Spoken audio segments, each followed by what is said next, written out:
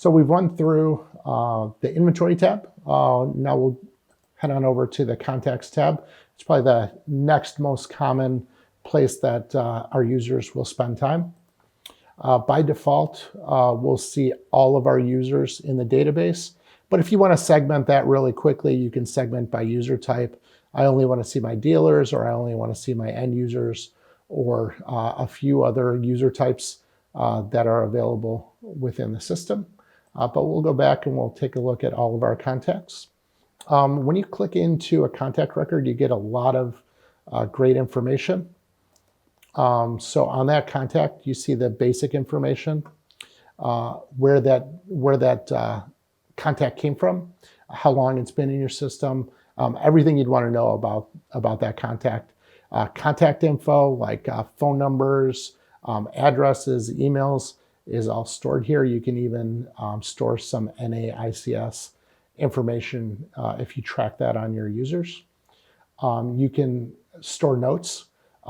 Just like the other notes in the system, anything is time-stamped, date-stamped, and user-stamped. So if a lot of people are going in and out of records, you'll have a full accounting of that here.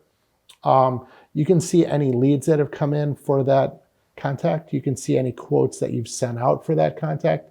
You can see any deals that you have in process or that have been closed for that contact, any invoices. And then you can also track in system for a wanted item. So for this contact, if you wanted to add in a wanted item, you just click add wanted under the options. Looking for a Haas, a type of machine, just like when you added in a new machine.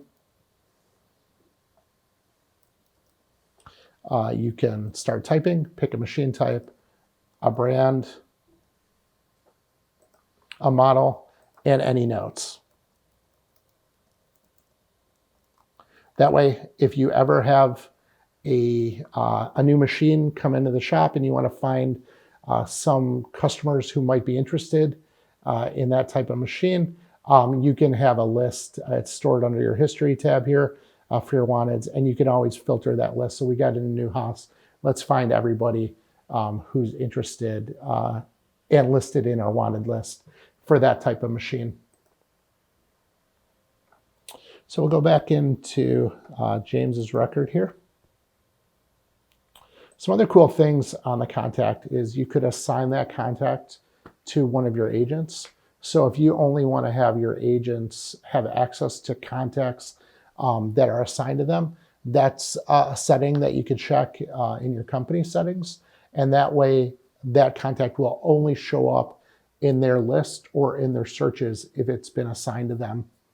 Another thing that's happening behind the scenes, which is really powerful, is we're automatically tagging your contacts for you when that contact requests a quote for a type of machine or a brand of machine.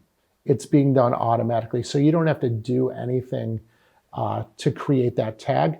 It's a great way to segment your list without doing any additional work. So if you get in a Fadal and you want to see everybody who's tagged as a Fadal, you can go into your contacts and click filter and then see everybody that's tagged as a Fadal user. We'll take a peek at that right after this. For the context, maybe it's not just brand or type that you store. Maybe you store an industry. Maybe I want to tag this user as an aerospace industry contact. So same type of thing. If I go into my contact filters, I can pull back all of my aerospace tags for users, and then we can reach out to them in any way that you want. So why don't we take a look at that? We'll go to our filters. So I'm on the filter page for the contacts, and let's filter by tag. I'm going to try and pull back everybody who's listed as an aerospace tag. Click filter. And I have 14 contacts that are tagged as aerospace users. So maybe I got in a machine that's perfect for anybody in aerospace. One of the cool new features that we added into the system is an email blaster. So all you have to do is click on this little email icon here. It'll take you to a new screen. Those 14 contacts are automatically added in. And you can actually design and send a targeted email directly through the Machine Hub system.